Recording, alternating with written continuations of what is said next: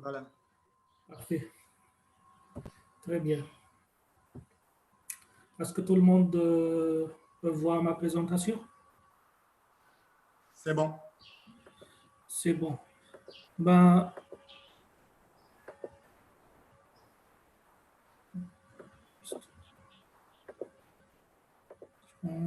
deux, 2 secondes. OK. Est-ce que c'est visible?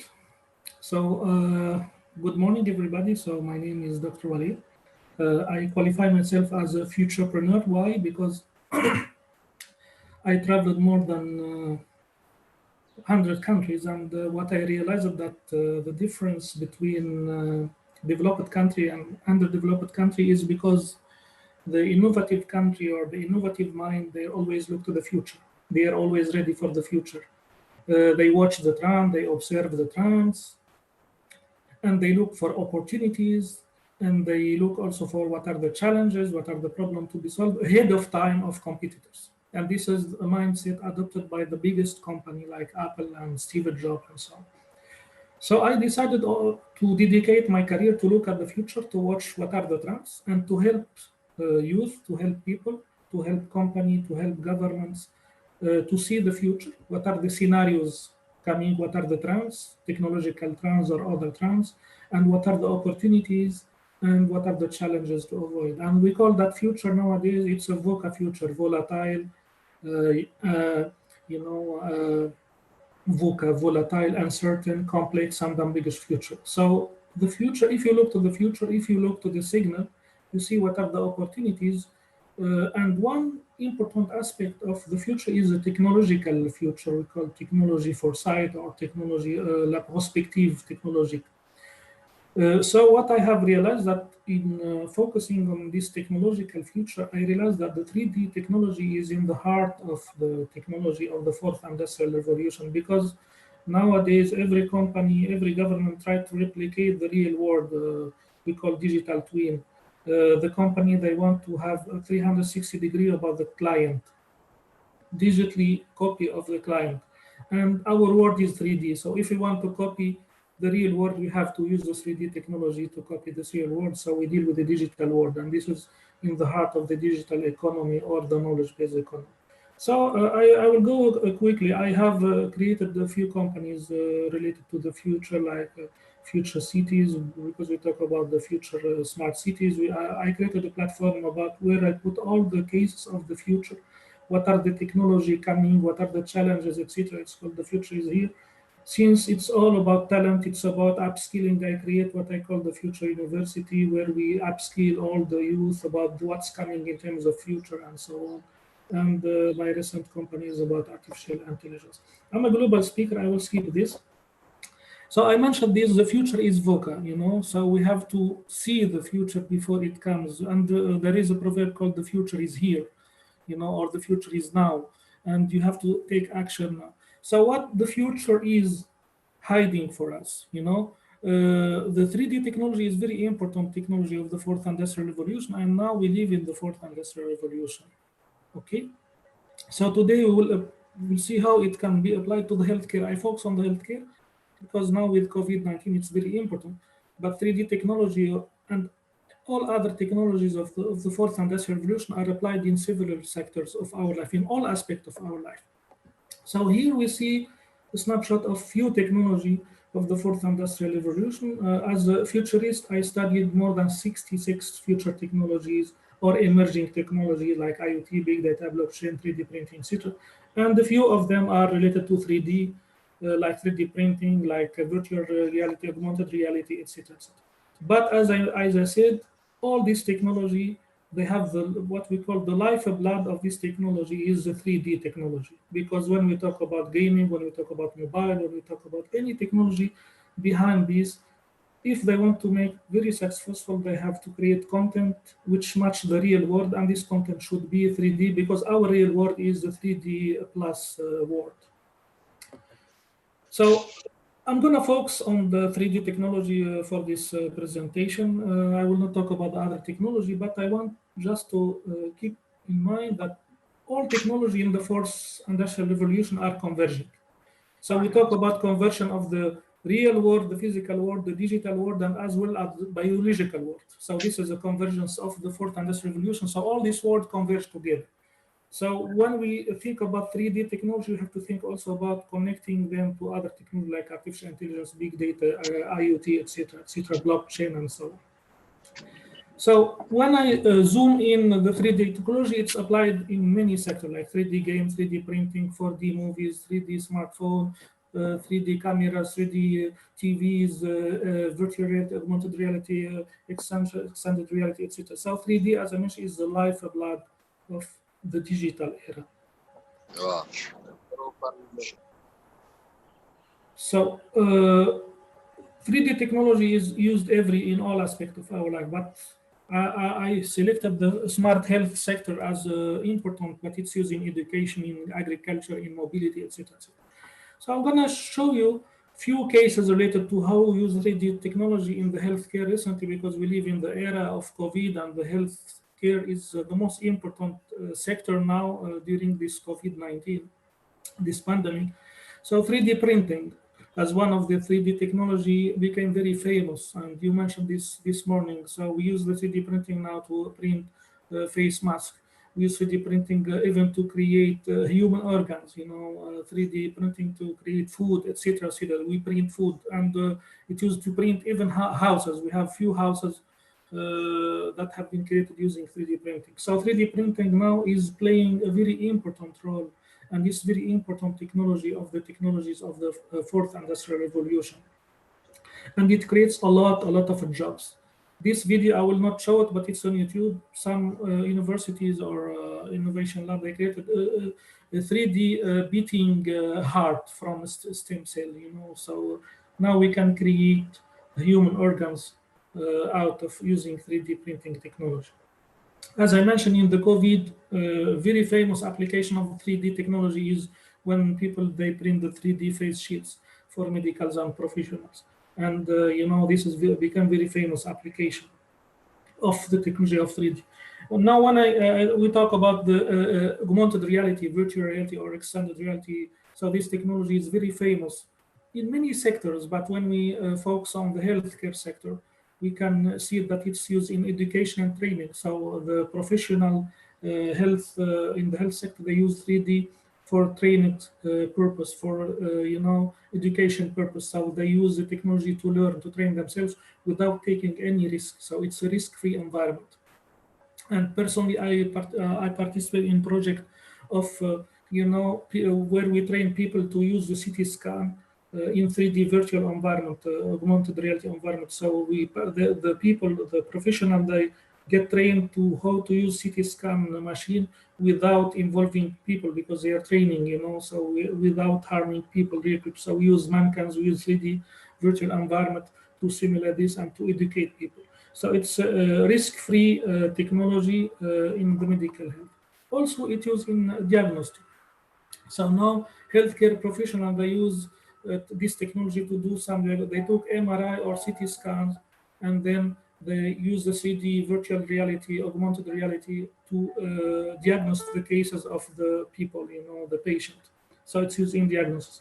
I have a few videos, you can find them on YouTube, so I will not just waste time to showing this. In mental, also 3D, especially AR, VR, and XR are used in not only physical healthcare, but also in mental healthcare. We have a lot of cases, successful case, where this technology is used to comfort people, to calm people, we give them these AR glasses to reduce the panic attack, etc., or anxiety. So it's very famous case using AR and VR. It's also used in pain management to reduce the pain. We have a lot of cases on YouTube and on the internet related to that. It's used in physical fitness and therapy. Nowadays, most of the fitting or gym centers across the world are using augmented reality, virtual reality to do some gym training, and this is very successful. Or even in physical therapy, not only in gym centers. So they are used very successfully in this area. In surgery, augmented reality, virtual reality are very famous nowadays in some countries in surgery. So some doctors, they apply some surgery, real surgery using robot and 3D. You know, they have a picture of the patient in 3D environment, and then they monitor robot and they control robot to make real operation, real surgery on a real patient. And sometimes we talk about telehealth. These doctors are remotely because not all the people have access to all the health services equally, so they use this technology to make equity or equality in the health sector. Human simulation technique, also 3D, especially AR, VR, etc., are used in human simulation movement, especially in dentistry.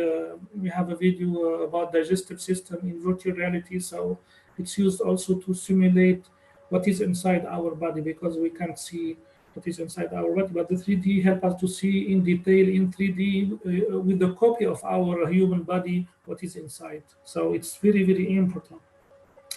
AR, VR are used in many other sectors. Another 3D technology, which is called holograms, also is used in education. So we can see, we put our camera or headset 3D, and then we can see, for example, human body using hologram technology in front of us. And some people now outside of the healthcare, they are meeting virtually in the COVID time using 3D hologram technology. So they meet, they have 3D copy or hologram copies of themselves, and they meet in a virtual office without actually physically meeting due to COVID. 3D gaming is very, very important. Again, in the sector of the healthcare, it's used. Nowadays, we have a COVID game computer to teach the importance of social distancing. A game, also 3D game, help people to see what the COVID-19, DNA in 3D, using games. As you can see, a lot of application. So what is important is to use 3D technology with other emerging technology, as I mentioned, with IoT, with big data, with the blockchain, with robotics. It's not isolated, technology. It should be used with other technology to be successful. And as Julio mentioned, we should focus on a problem. Nowadays, the 3D has shown real success because globally we focus on the COVID-19 problem. And this shows the success of the technology, not only the 3D technology, because everybody, they have a problem to solve. If you focus on your problem and you use 3D technology or any other technology is a tool, so it comes with idea and a problem. So just to share with you one platform I have realized where I showed you a few cases related to the 3D technology applied in health sector. But here in this platform, I put hundreds of few cases of not only 3D technology, of all the technology of the fourth industrial revolution. We collected 66 technology. And then you can see them in the platform technical trans technology. And also we collect all the use cases, how technology is used to solve problem. And I have dedicated one part of the platform to treat the case of COVID. So I collect all the innovation of all the technology, drones, IoT, big data, etc., focusing on the COVID, and we find hundreds of innovation here. And you will see a lot of cases of 3D technology used to solve COVID. So it's very interesting platform where I share all my knowledge, all the cases of technological innovation from all the industrial revolution 4.0, how they connect together and to solve real problems. So Go to Future is here, and we find a lot of application there. Among them, the cases I have shown you today, because short of time, but this platform is available 24 times. What is important also to mention is the technology is exponential.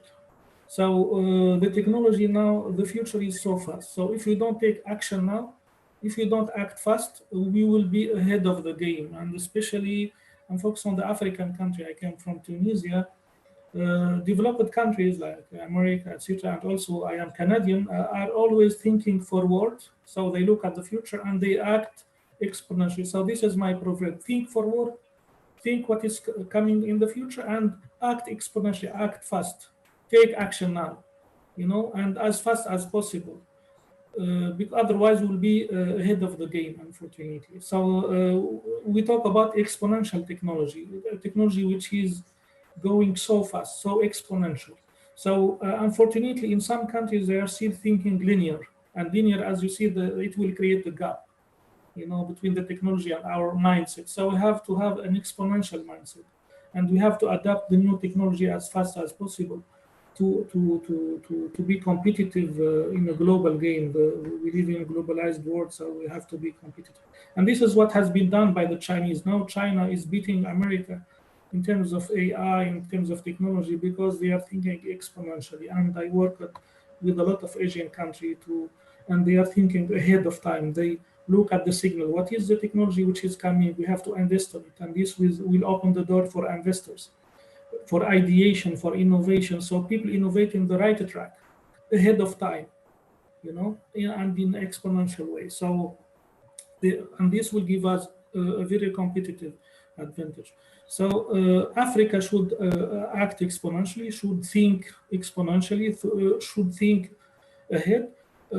Also, I have created a foresight society, with people looking forward. And unfortunately, I couldn't find any person from Africa looking ahead. What we call future foresight, la prospective. So we are looking at our present only, and this will bring us ahead of the game. We have to think in the future. Yeah, again, the future belongs to talents, and it's not about technology. It's about people who are using this technology to develop solution and idea. And one of my focus is the future education. I create the University of the Future, where we train people all about the future technology, not only 3D, about the blockchain, IoT, artificial intelligence, etc., to prepare them for the future. And I'm glad that the purpose of this camp is to train people about one of the technology, which is 3D technology. But I hope also outside of the scope of this event that we should train them for other technology like AI, blockchain, big data, IoT, etc., etc. So in conclusion, the 3D technology is very, very important. It's one of the technologies of the fourth industrial revolution. My focus is not only 3D, as I mentioned, is all the other technology combined together, because they connect together. The 3D technology, it's used in all aspects of our life, but here I focus on the healthcare sector only, because it's very important. It is important to upskill our youth with the new technology, and this is the purpose of this camp.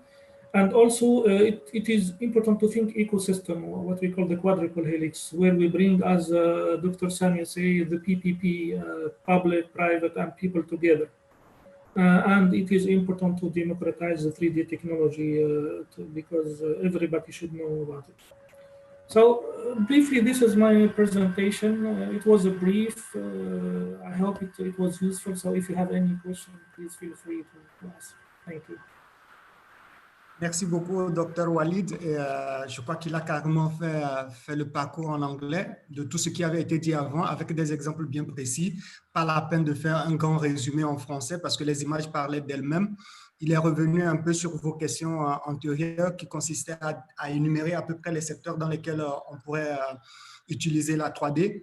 Et également, je pense qu'il a donné des pistes à nos concurrents, justement, parce qu'à travers ces exemples, on peut voir déjà des ébauches d'idées, des sources d'inspiration pour les concurrents, ceux qui vont justement participer au concours. Et vous avez pu découvrir à peu près quelle est l'application carrément de la 3D. Et ce qui est à retenir vraiment du docteur Walid, c'est beaucoup plus cet appel à se projeter dans le futur, parce qu'il est bon de vivre dans le présent, mais ne pourront se développer vraiment que ceux qui font une projection dans le futur, parce qu'il faut toujours se poser la question, comment sera demain, quelle sera notre Afrique de demain? Et pour les entrepreneurs culturels ou les makers que vous êtes, il est important de se poser cette question parce qu'on parle d'innovation. Et l'innovation, c'est celui qui a eu la première idée. Donc, il faut toujours être dans cette démarche, dans cette dynamique de projection si on veut vraiment faire face à la réalité qui nous attend demain. Alors, s'il y en a qui ont des questions, n'hésitez pas à les poser. Et merci beaucoup à Julio, merci beaucoup au docteur Walid. Maintenant, vous pouvez poser vos questions qui puissent vous répondre parce que je trouve que leurs interventions sont complémentaires. D'un côté, on vous encourage à faire une projection. De l'autre côté, on est prêt à vous accompagner financièrement. Alors, n'hésitez pas, lâchez-vous, posez vos questions, ils sont là pour vous répondre. En attendant, docteur Walid, est-ce que vous pouvez quitter votre partage d'écran pour nous permettre? Je n'arrive pas à voir les questions. Juste...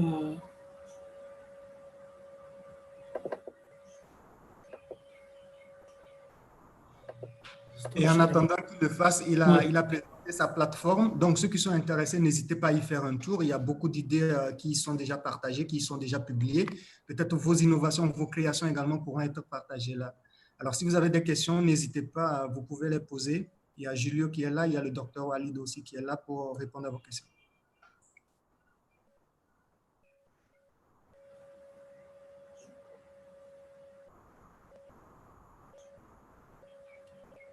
Je parcours rapidement.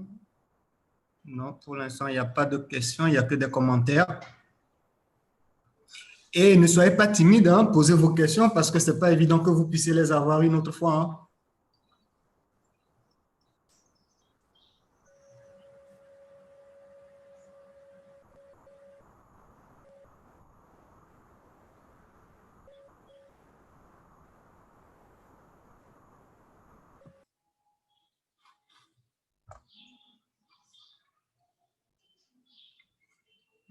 Je crois que la présentation ou les deux présentations ont été assez claires.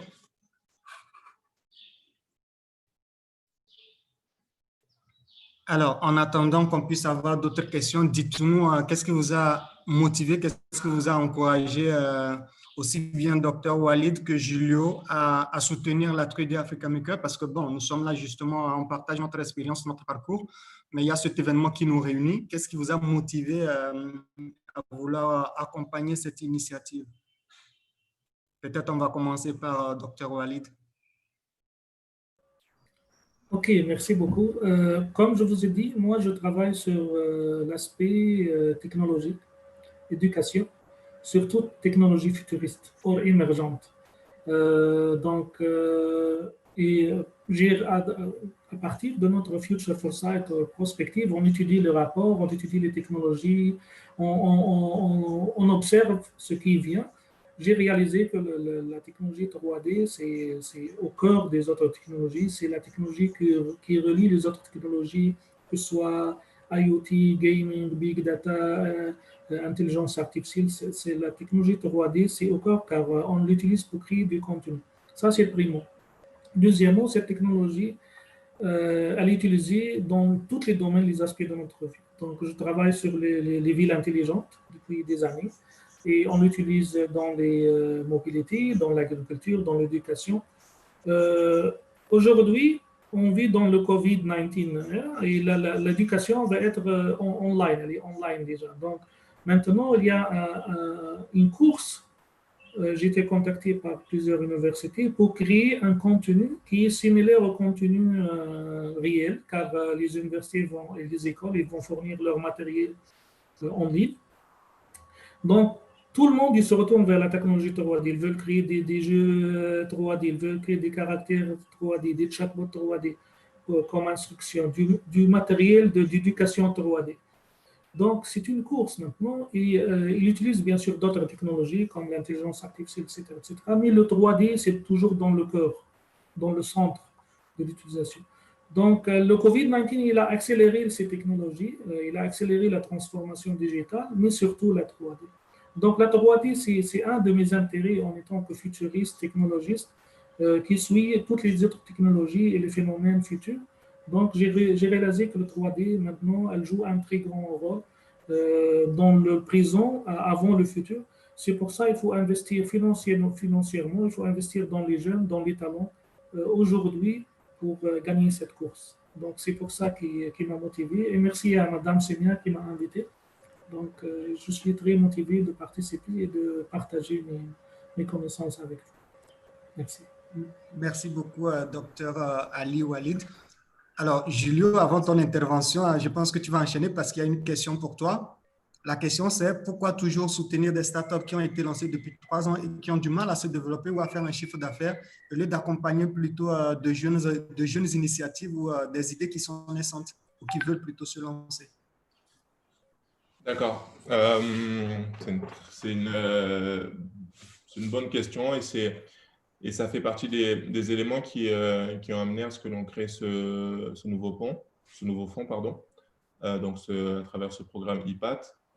Parce que, comme je disais précédemment, il y a beaucoup d'investissements qui sont faits pour accompagner, qui sont faits dans des endroits qui sont…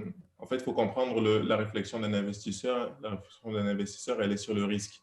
Je mets mon argent et quel est le risque en face de mon argent. Donc, ce qui fait que beaucoup d'investisseurs vont sur des PME qui ont déjà des données, des chiffres, des choses comme ça, parce que le risque est moins important pour eux. Nous, dessus, on s'est dit, il y a une façon différente de faire parce que, en effet, on peut aller sur cette partie-là, mais on rate des opportunités. En même temps, on veut avoir de l'impact, mais notre impact, il est moindre si on arrive là où, dans des voitures déjà lancées, ou si c'est nous qui permettons de mettre l'essence pour que cette voiture puisse démarrer. Donc, beaucoup d'investisseurs vont sur ces entreprises déjà établies avec déjà des données financières et hormis les données financières, des données, c'est-à-dire un nombre de clients, un nombre de telle ou telle donnée selon l'environnement d'entreprise. Mais voilà, mais tous les fonds ne font pas cela. La preuve en est, c'est que le programme que je représente, on investit dans des entrepreneurs qui sont encore en train de finaliser leur concept, qui ont déjà leurs produits, mais qui n'ont pas les moyens d'aller chercher les clients, de faire parler d'eux, des choses comme ça. Et voilà, donc lorsque je parlais tout à l'heure d'early stage en anglais, d'amorçage en français, on est vraiment dans les premiers pas de ces startups auprès de ces entrepreneurs. Merci beaucoup, Julio. On a également une question, mais c'est du côté du Gabon. La question, c'est la personne a envie de lancer une startup de création d'applications iOS et Android au Gabon. Alors, le conseil, c'est de vous approcher déjà du partenaire pays qui est Yann, qui dirige l'université virtuelle du Gabon. Et je pense qu'en tant qu'ingénieur, il saura mieux vous accompagner dès l'amorçage de votre idée. N'hésitez pas du tout à vous rapprocher de l'université virtuelle du Gabon et notamment Yann, parce qu'il a ses coordonnées également sous les supports qui sont partagés. Alors, la question suivante, ce sera beaucoup plus pour le docteur Walid. Là, la question, elle a été posée par notre partenaire, justement, Etienne Bourak de Zoomaniza. Excusez-moi, de Zoomaniza. Et la question, c'est par rapport au Smart City. Alors, on parle de 3D et de Smart City. Et sa question, c'est l'Afrique ne peut-elle pas participer à contribuer à définir un modèle africain de la Smart City? Qu'en pensez-vous? Ben oui, on travaille sur le Smart City depuis des années et maintenant il y a des projets sur les villes intelligentes en Afrique. Donc j'ai étudié à peu près 362 villes intelligentes sur toute la planète. Et il y a pas mal de projets de villes intelligentes en Afrique, surtout en Tunisie, au Maroc, au sud d'Afrique. Mais malheureusement, comme je vous dis, il n'y a pas un écosystème. Il n'y a pas une partnership réelle en Afrique. Ils travaillent en silos, isolés. Il n'y a pas un modèle clair. Donc, dans les pays asiatiques ou les pays américains, il y a des alliances de Smart City ils travaillent ensemble, ils définissent un modèle, une définition, un modèle qui peut être partagé entre tout le monde. Donc, c'est pour ça.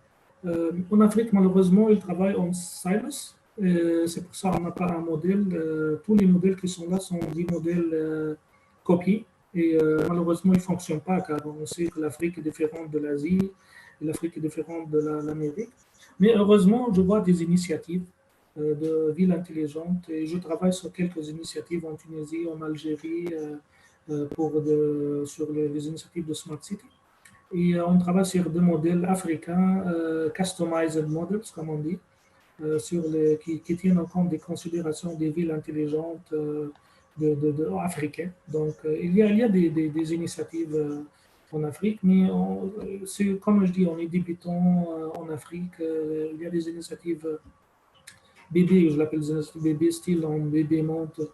Euh, le 3D est définitivement là, car on utilise les 3 GIS, les systèmes d'information géographique 3D, on utilise des BIM pour les immeubles, on utilise toutes les simulations 3D dans les villes intelligentes. Donc, les 3D sont là. On utilise aussi les imprimantes 3D, on utilise la réalité virtuelle pour simuler l'utilisation dans la ville intelligente, surtout dans le mode mobilité et santé. Donc, voilà, donc j'espère que ça va aller en Afrique. Et comme je dis, il faut accélérer le processus, car on est un peu en retard en Afrique.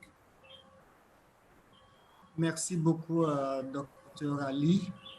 Je crois qu'il y a une autre question par rapport à Julio. Quels sont les domaines ou les secteurs d'activité spécifiques qui sont concernés par l'IPAD? Est-ce qu'il y a des domaines qui sont définis déjà ou c'est pratiquement tous les domaines d'activité, tous les secteurs d'activité qui sont concernés par ce fonds? Oui, c'est tous les secteurs d'activité. Il faut que l'entrepreneur, ce soit un entrepreneur africain. Ça, c'est quelque chose qui compte pour nous. Du moins, quand j'entends africain, ce n'est pas forcément né en Afrique ou autre, mais c'est qu'il y ait une attache forte avec ce continent, une volonté de créer de l'impact social, environnemental, économique et autres sur son pays en Afrique ou sur le continent en global. Il n'y a pas de secteur particulier. Il faut que ce soit une start-up tech, donc avec un environnement digital, et après dans les zones que j'ai dites précédemment. Merci beaucoup. Est-ce qu'on peut prendre encore une ou deux questions parce qu'on a déjà dépassé un peu le temps? Alors, il y a une question, je crois qu'elle est d'ordre global. Quelles sont les qualités d'un bon entrepreneur? Bon, ça, je pense que c'est assez ouvert. Donc, la question, c'est quelles sont les qualités d'un bon entrepreneur? Je réponds, c'est pour Dr. Walid. Oui, vous pouvez aller. Je pense que on a également nos partenaires pays. Je pense que c'est une question qui est d'ordre global. Peut-être partager l'expérience des uns et des autres. Quelles sont les qualités d'un bon entrepreneur? Mamadou du Mali, tu es là, tu es dans tous les domaines. Alors, quelles sont tes qualités ou quels conseils tu pourrais donner? On a également Raoul qui est également de l'autre côté, entrepreneur. Quelles sont les qualités qu'on pourrait avoir pour être un bon entrepreneur?